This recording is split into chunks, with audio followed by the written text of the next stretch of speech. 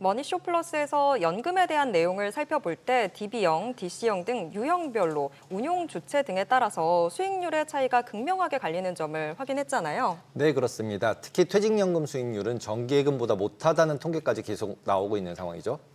네, 맞습니다. 퇴직연금 수익률 제고가 필요하다는 의견은 꾸준히 제기돼 왔는데요. 최근에는 퇴직연금 기금화와 건강보험료 부과 문제까지 논의되고 있다고 합니다. 연금 박사 상담센터 이영주 대표 모시고 자세히 알아보겠습니다. 안녕하세요. 안녕하세요. 이영주입니다. 네, 오프닝에서도 얘기를 했는데 DC형 수익률 저조 이거에 이제 정부도 대응 방안을 좀 찾고 있다 이런 이야기들 나오고 있습니다. 네. 어떤 고민들을 하고 있을까요? 지금 우리나라의 노후 자산의 가장 중요한 축 중에 하나가 국민연금이고요.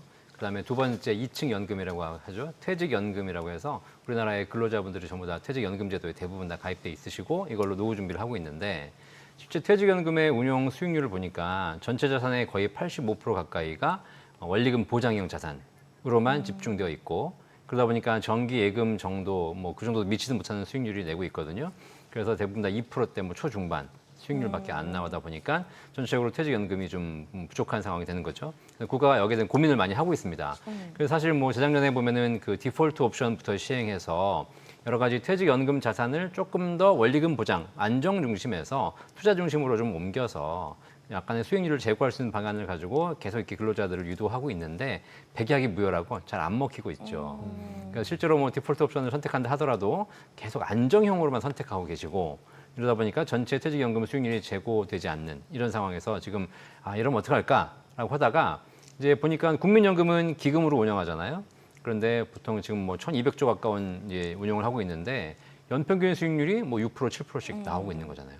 이렇게 기금으로 운영하게 되면 아무래도 규모의 경제 효과가 있기 때문에 조금 더 잘 운영할 수 있는 그런 부분이 있고 개인의 선택에 맡겨두는 것보다 뭔가 이렇게 좀 공공의 영역에서 운영을 해보자. 라고 해서 지금 퇴직연금을 기금화해서 운영하고 그러면서 퇴직연금 공단도 한번 설립해보자. 이런 것들이 지금 현재 여러 가지 논의가 되고 있는 상황입니다. 그러면 일반적으로 퇴직연금 같은 경우는 일단은 개인한테 줬을 때 결국 운용을 안 하더라. 네. 그래서 그걸 끌어내서 결국 투자에 넣어서 주식시장을 부양을 좀 해보자. 네. 이런 의도도 약간 있어 보이는데 네. 보통 이제 이렇게 되실 경우 어떤 과정을 거쳐서 그렇게 퇴직연금을 기금으로 바꿔서 운용하던가 이런 게 될 수 있는 건가요? 일단 근로자들을 설득해야 되는 것이죠. 지금 말씀하신 대로 사실 주식시장을 부양시키기 위한 목적도 있고요. 뭐 주식시장이 부양되어야 운용하는 사람들 수익률도 올라갈 거니까요. 그렇죠. 두 마리 이제 닭을 다시 다 잡아야 되는 건데 그런 차원에서 봤을 때 지금 현재 개인에게 운용 방향을 조금 더 옮겨라, 조금 더 공격적으로 운영해라 이런 것들이 지금 잘 안 먹히고 있고 그러다 보니까 결국은 이거를 이제 공공의 영역에서 해야 된다. 그래서 퇴직 기금 운용 본부를 따로 설립하거나 공단을 설립해서 운영하겠다라는 이야기가 나오고 있습니다. 근데 이제 이 부분에 대해서는 사실 공공에서 운영하겠다고 하게 되면 뭐 일부에서는 수익률이 높아질 가능성이 높으니까 내 퇴직연금을 국가가 맡아서 해주겠다. 그리고 국민연금처럼 수익이 잘 나면 좋은 거잖아요. 그래서 찬성하시는 분도 계시지만 반대로 공공의 영역에서 운영한다는 것이 또 공공이 책임을 져야 되는 거 아닙니까? 하필 또 운영을 시작했는데 손실이 발생한다. 그렇죠.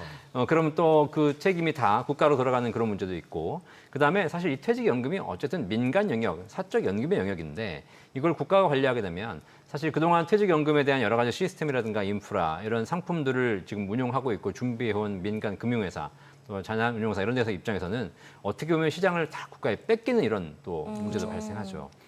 사실 그래서 그 일반 금융사에서는 그런 또 여러 가지 반론도 있습니다. 퇴직연금 수익률이 낮은 이유는 사실 자산 비중이 너무 원리금 보장으로 치중해 있기 때문이지 자산운용사들이 못한 게 아니거든요. 네. 실제로 타겟 데이트 펀드라든가 이렇게 퇴직연금의 수익성 자산을 보면 국민연금 이상의 수익을 내고 있습니다. 그러니까 그런 부분에서 조금 방향을 다른 쪽으로 바꿔보자라는 이야기들 지금 논의를 하고 있는데요. 현재 어쨌든 뭐 이걸 법적으로 좀 바꿔보겠다는 것이 좀 약간 더 중점적으로 추진되고 있는 것 같습니다.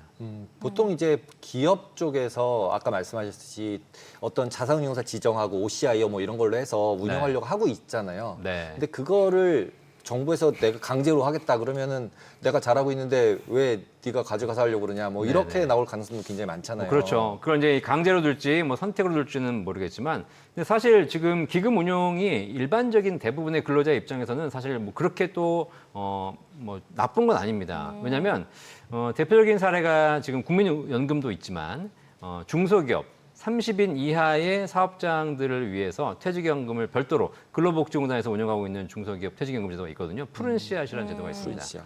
이게 2022년부터 운영이 됐고요. 지금 한 3년째 운영되고 있는데 이 푸른 씨앗은 지금처럼 개인이 직접 운영하는 것이 아니라 사실 30인 이하의 사업장에 있는 종업원들이 직접 운영할 이런 역량 자체가 좀 여력이. 부족할 수 있잖아요. 시간이라든가 이런 게. 그래서 이제 근로복지공단에서 직접 운영을 대행해주고 있는데 이 연금 푸른 씨앗의 수익률이 지금 누적 수익률로 20%가 넘었고요. 연평균으로 봐도 6%, 7%대, 뭐 많게는 8%대까지 나오고 있습니다. 자, 이러다 보니까 그거 봐라. 결국 기금으로 운영하는 것이 더 높은 수익이 나오지 않겠냐. 이런 부분에 약간 무게가 실리고 있는 건 사실이죠. 이런 부분에서 조금 뭔가의 중간에 중간에 협조점을 찾아야 될 필요는 있을 것 같습니다. 그럼 저거랑 노란우산 공제랑은 무슨 차이가 있는 거예요? 노란우산 공제도 뭐 개인 사업자 이런 사람들도 연금으로 받아서 운영해 준다 뭐 이렇게 되는 것 같은데. 푸른 씨앗은 퇴직연금 제도로 이제 일반 근로자들을 위한 제도고요. 노란우산은 개인 사업자를 위한 제도입니다. 개인 사업자들이 개인 스스로 추가적으로 이제 노란우산 공제에 가입을 하게 되면 납입한 금액에 대해서 소득공제 해주고 있고요. 사실 노란우산 공제는 운용이라는 별도를 하지 않습니다. 그냥 일반 정기예금 금리 정도 한 2%에서 3% 정도의 금리를 주는 것. 그럼 DB랑 비슷한 거예요? 그렇죠. 노란우산은? 근데 대신에 이제 개인이 불입하는 것이기 때문에 뭐 열심히 뭐 그 소득이 올라간다 그래서 쌓이는 게 아니라 개인이 불입한 돈에다가 은행 적금처럼 꾸준하게 은행 이자를 쌓아서 나중에 그거를 일시금 또는 연금으로 받을 수 있는 이런 제도를 만들어 놓은 거죠. 지금 또 근데 연금과 관련해서 발의된 개정안이 또 있던데 사적연금 생활자들의 건강보험료 부담 요거랑 관련된 내용이라고 하던데 정확하게 어떤 내용이에요? 네. 지금 법안이 발의되는 것은 뭐냐면요. 사적연금, 여기서 사적연금이란 국민연금은 공적연금이고요. 개인이 가입하는 연금 중에서 연금저축이나 IRP 같은 연금 계좌를 말합니다. 이게 이제 일반 근로자들이나 뭐 자영업자들이 연말에 세액공제라든가 종합소득신고 시에 세금 환급받기 위해서 많이들 가입하잖아요. 그죠? 자, 지금 현재 국민연금에 대해서는 건강보험료를 부과하고 있습니다. 국민연금 수령자에 대해서 수령액의 50%까지 내에서 일정한 건강보험료를 부과하고 있는데 사적연금은 건강보험료를 법적으로는 부과하게 돼 있어요. 세법상으로는 건강보험법상으로는 연금저축 IRP를 수령하는 사람에게 수령하는 금액에 대해서 건강보험료를 부과해라라고 되어 있습니다. 그런데 지금 사적연금 활성화 또 이러면 다들 사적연금 안 하시잖아요. 그래가지고 정책적으로 면제를 해주고 있죠. 그래서 한 꾸준하게 몇 년 전부터 이렇게 지적사항이 되었습니다. 공적연금은 건강보험료를 부과하는데 사적연금은 왜 부과하지 않고 있느냐. 여러 가지 이제 법적으로도 사실 법으로 부과하게 되어 있는데 부과하지 않는 것은 법규 위반이다. 이런 부분에 있어서 이번에 지금 올라온 법안은 이걸 아예 명시하자. 그래서 사적연금 받으시는 분들에게 건강보험료 부과를 좀 면제하는 방안을 법적으로 확실하게 하자. 그래서 지금 법안이 올라와 있거든요. 근데 이제 이슈가 되고 있는 게 뭐냐면 이렇게 해서 사적연금의 건강보험료를 부과할 것인가 말 것인가에 대한 논쟁도 지금 하고 있는 거고요. 왜냐하면 공적연금은 부과하고 있는데 사적연금을 부과하고 있지 않다면 공적연금은 아무래도 조금 더 좀 일반 서민들이 전 국민이 받으시는 거고 사적연금까지 하시는 분들은 조금 더 여유가 있으신 분들이라고 보고 있는 거죠. 그래서 이분들에게 부과를 해야 되느냐 말아야 되느냐를 보고 있는 것이고 두 번째 이슈가 뭐냐면 사실 건강보험료를 우리가 월급 받을 때 건강보험료를 냈잖아요. 그렇죠. 건강보험료는 낸 돈으로 우리가 그 사적연금을 불입했거든요. 근데 이 연금을 받을 때 이 연금에 대해서 또 건강보험료를 부과하게 되면 이게 중복으로. 이중부가 아니냐. 그럼 국민연금도 이중부가죠. 국민연금은 그렇지 않습니다. 국민연금은 납입할 때 국민연금 보험료를 낸 돈에 대해서는 소득공제를 해줍니다. 소득공제 세금을 돌려줍니다. 그래서 돌려주고 있어요. 소득공제를 안 받으면 나중에 세금을 내야 되는 것이고요. 소득공제를 안 받으면 나중에 세금을 안 내도 되는 것이고 소득공제를 받았으면 세금을 돌려받았으니까 나중에 세금 내기 때문에 이 부분에 대해서는 이중과세 문제를 해결했습니다. 해결한 거예요. 네. 그런데 건보는 그렇지 않고 납입할 때도 건강보험료 다 낸 돈으로 내가 납입을 했는데 받을 때 또 낸다면 이중과세가 된다. 이런 문제가 있고요. 또 하나 이제 실제 제가 법안을 다 봤거든요. 법안을 보면서 느낀 문제는 좀 더 충격이었어요. 이게 뭐냐면 법안의 명칭은 사적연금에 대한 건강보험료 부과를 면제하겠다는 법안이었어요. 그런데 그 부과를 면제하겠다고 올라온 개정안 지금 발의되는 거 아직 확정된 건 아니니까 보니까 조건이 붙었어요. 조건이. 어떤 조건? 아무나 건강보험료를 면제해 주는 것이 아니라 사적연금 수령자 중에서 다른 소득이 없으신 분들만. 그러니까 노후에 사적연금을 받으시는데 다른 뭐 이자 배당 소득이 한 푼이라도 있으면 안 되는 거예요. 이런 조건이 좀 붙어 있고요.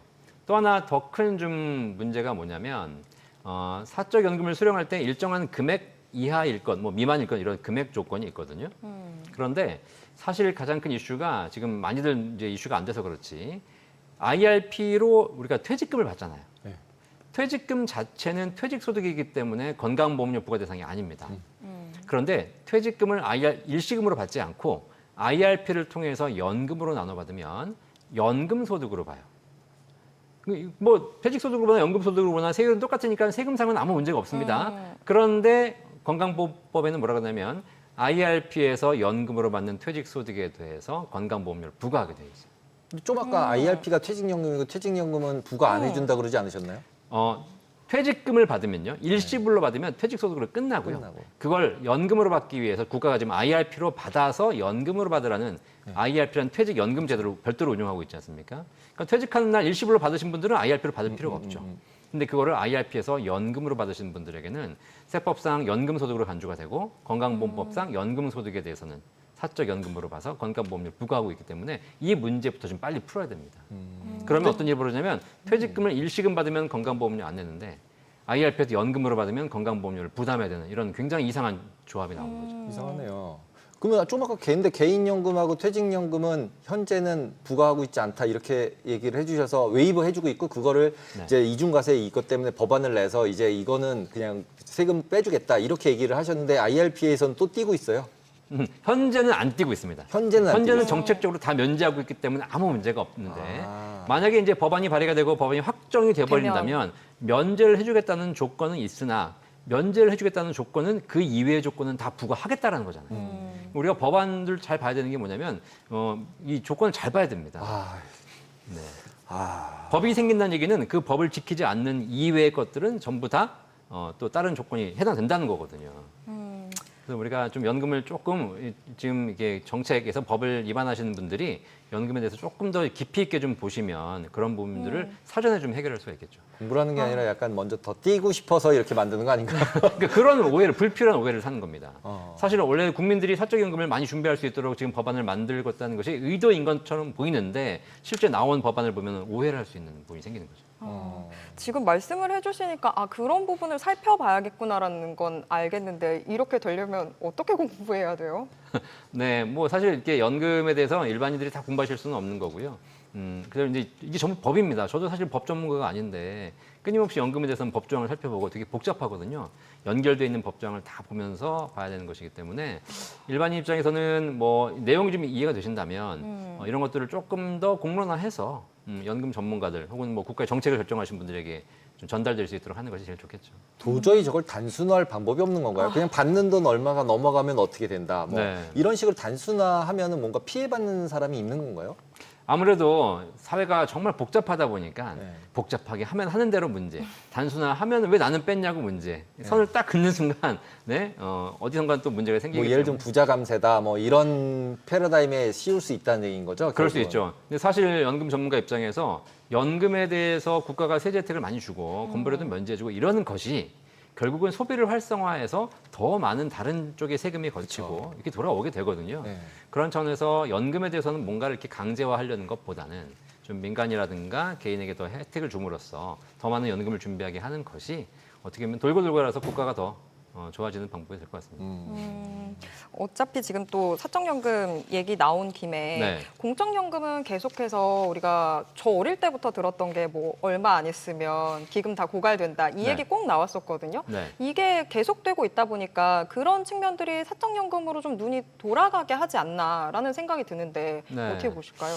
뭐 사실 기금이 고갈돼 있는 것은 현재 제도로라면 2055년, 뭐 65년 이때 기금이 고갈이 확정돼 있는데요. 사실 뭐 다 대부분의 은퇴 선진국도 그렇고요. 개인이 낸 기금으로만 운영하는 것이 아니라 국가의 또 일정 세금 보전이 필요하거든요. 그리고 이런 부분이 꼭 국민연금만의 문제는 아니고 우리 사회 전체적인 영역에서 세금이 투입돼야 될 일들이 더 많아집니다. 그러니까 국민연금이 기금이 고갈된다고 해서 못 받는다라고 생각으로 불신하시는 건 아닌 것 같고, 예, 그래서 일단 우리가 가장 일층적인 연금제도, 국가가 보장하는 연금제도는 기본적으로 준비하시고, 그리고 추가적으로 여유가 있으신 분들이 사적연금도 충분히 준비해 가시는 것, 이것이 좀 현명한 노후를 준비하는 것 같고요. 국가가 지금 이거 말고도 여러 가지 제도를 통해서 연금을 받으시는 분들에게 세제를 완화하려고 노력은 하고 있거든요. 네, 그런 것들 조금 더 이렇게 좀 밀접하게 잘 진행되기를 바라는 거죠. 그러면 기본적으로는 확실하게 그냥 젊은 분들한테 얘기를 할 때는 국민연금은 망해서 못 받을 일은 없을 거다. 이렇게 확실하게 얘기할 수 있는 거죠. 네, 뭐 망해도 네. 못 받을 일은 없고요. 없다. 국가가 메꿔 줄 거다. 고갈이 네. 돼도. 아, 그럼요. 그러니까 네. 걱정하지 마라. 그리고 무슨 법에 명시가 되면 받을 수 있고 명시가 안 되면 못 받는다 이렇게 얘기하시는 분들이 계신데 네. 법에 명시가 돼도 못 줄 상황이 되면 못 주는 거잖아요. 그런 건 정말 의미 없는 것 같고요. 네. 뭐 약간 좀 극단적으로 얘기하면 진짜 국가가 해주는 걸 못 믿을 정도면 사실 그때 국민연금을 제외한 다른 자산들은 안정적이겠습니까? 그죠? 코스피도 이미 뭐 바닥을 찍고 있을 거고 부동산은 폭락을 했을 거고 그러니까 이런 상황이 올 거를 가정해서 우리가 준비하는 건 아닌 것 같고 적어도 국가가 그 정도의 기본 시스템은 유지해 주겠다는 신뢰가 있어야 또 국가가 돌아가는 거니까요. 그 저번에도 나오셨을 때 연금 낼 수 있을 때 빨리빨리 내는 게 더 좋다라고 얘기를 해주셨는데 저 같은 경우는 또 프리랜서다 보니까 일이 없을 때도 있고 있을 때도 있고 그래서 그럴 때마다 국민연금 어떤 식으로 해야 되나 좀 고민이 됐었거든요. 네. 네. 국민연금은 소득이 있을 때 소득의 9%를 반드시 내셔야 되는 것이고 그래서 이제 통보가 오면 그걸 내셔야 돼요. 근데 이제 뭐 불가피하게 뭐 휴직을 한다거나 뭐 실업을 했다거나 못 낼 수 있잖아요. 그거를 나중에 낼 수 있거든요. 그런데 지난 18년 동안은 국민연금 보험료가 오르지 않았습니다. 9%로 고정돼 있었기 때문에 뭐 큰 차이 없이 내가 과거에 못 낸 게 있는데 그걸 추후 납부라고 하는데 그걸 올해 하나 내년에 하나 후년에 하나 큰 차이가 없었어요. 그런데 지금은 그렇지 않고 이번에 국민연금법이 개정돼 가지고 내년부터 바뀝니다. 보험료율이 올라갑니다.